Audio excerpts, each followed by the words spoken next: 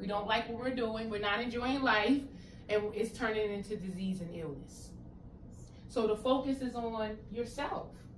Appraising, is this a real problem that impacts my life? Or is it a perceived problem, right? If my manager is going to be rude to me, right? If my partner is going to be rude to me, if my clients are going to be rude to me, am I going to take it personally? Right? Yeah. You may figure out like what am I doing, or what's wrong with you, or what's going on, or how can I address this situation so we can come to common grounds. Right. But you're not, you won't go to your client and say, you need to change.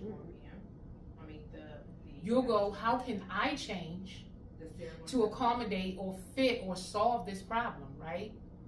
And a lot of times in life, instead of us figuring out what do I need to solve this problem, we try to figure out what can I do externally to try to control the situation, right? Because it's feeling out of control. We're feeling out of control when we're stressed. So we're like, I'm feeling out of control. What can I do to control this situation externally? We don't think about our emotions. We don't think, oh, I'm feeling anger right now. What can I do to disperse this anger? We go, this person's making me angry. I'm going to teach them a lesson. Or I'm going to get even. Or I'm going to show them, right? Or I'm going to match their energy. And meanwhile, we hurt ourselves. So the bigger part of this is learning to identify what is producing negative emotions, right? Perceiving it correctly and learning what you want to do with that, right? Whether it is a threat or if it's a gain, right? If it's a threat, you don't want to invest much further into the external solution. You want to figure out your own internal solution. What do I need to do to be okay with this? What do I need to do to solve this, right? If it is a gain, it's an opportunity for you to lean in. How can I be more present, right? We talked about how many times as an entrepreneur or just as a person have you missed information because you're so stressed. You can't hear it, right? So you taking the time to say, hold on, is this for me? Will this information benefit me? Is it a gain, right? So again, we have to watch about our perceptions about what stress is. So one of the biggest experiments that they ever did with the stress and perception was to figure out if our perception about stress actually really matters, right? If what we think about stress matters. So they did an 8-year study with over 30,000 participants, and they wanted to know if what you think about stress really matters. And they wanted to know if you thought that stress was bad for you, what was the impact, right? If you thought it was good for you, or if you thought it had no impact over the course of over the course of years, how would it impact you?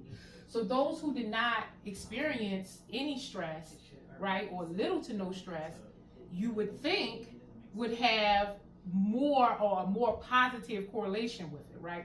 But that wasn't what it was. If you don't experience stress, you don't grow. Simple as that. You don't grow, right? If you think stress is bad for you, then it is. And then it turns into disease and illness. You don't handle your stress well, right? You kind of ignore it. But if you think stress is good for you, then you make sure that you are a part of the process of eliminating stressors in your life, right?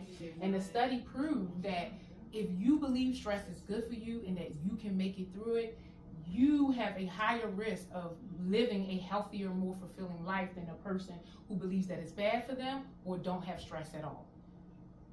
Which is very, very crazy. You think no stress, longer life. No, it's like the butterfly that if you cut it out of its cocoon too early, it dies.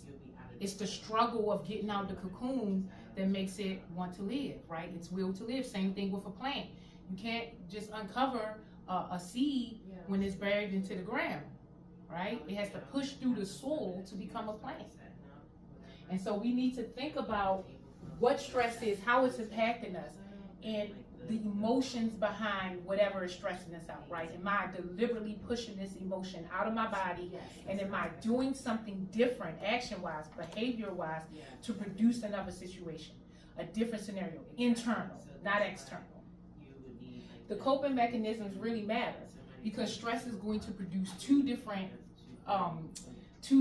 experiences within us, right? First, the emotional experience, and then from the emotions, we're going to behave. We're going to do something, right? So emotionally, we need to think about how did that make me feel? How am I feeling after this stressor, right? This person said something really rude to me, mean to me. How am I feeling? Okay, now what do I need to do so that if this person says something mean or rude to me any other time, that I'm not impacted by it, right? That this person no longer has access to my emotions. I cut it off. I did the emotional work. I know that my emotions are not safe with this person. And so therefore, when I'm around this person, I'm aware. So if they take a jab at me, it doesn't hit me anymore because I have eliminated my emotions behind caring what this person say. They're not safe. Same thing with your problems, right? So if you know that this person is not safe, you don't want to create a problem. You don't want to go to them with your emotions. That's what I'm saying, right? Even if it's something that is in their like scope, what they're supposed to do, you know it's not safe, so you don't go there, right? Because you will create a bigger problem. It will snowball. And when you're not aware of that, you go, well, this is his job. You'll keep bringing it there, expecting a different result every single time, and then you're frustrated, mad, angry because you can't get what you need done. You're not doing anything different. Anytime you're experiencing a stressor, the only way to actually adaptively cope is to address your emotions behind it and your behavior. Both. Not one or the other, both. So we talked about the adapting portion. It's not just ignoring. We think like, oh, I adapted to that because I ignored it. There's many people right now that are in bad relationships, bad experiences, bad whatever, right? Because they just ignored it. And they think that they adapted to it. They did not. They did not. You're ignoring the very real stress that you face every single day. You think that it is going to go away, it's going to change, and it will not. Ignoring it, avoiding it, distracting, blame, obsessing over it, it will not go away. And it's maladaptive. It's causing disease and illness. There is a stress cycle of when something stressful happens to you. If you react to stress, it's wear and tear on your body.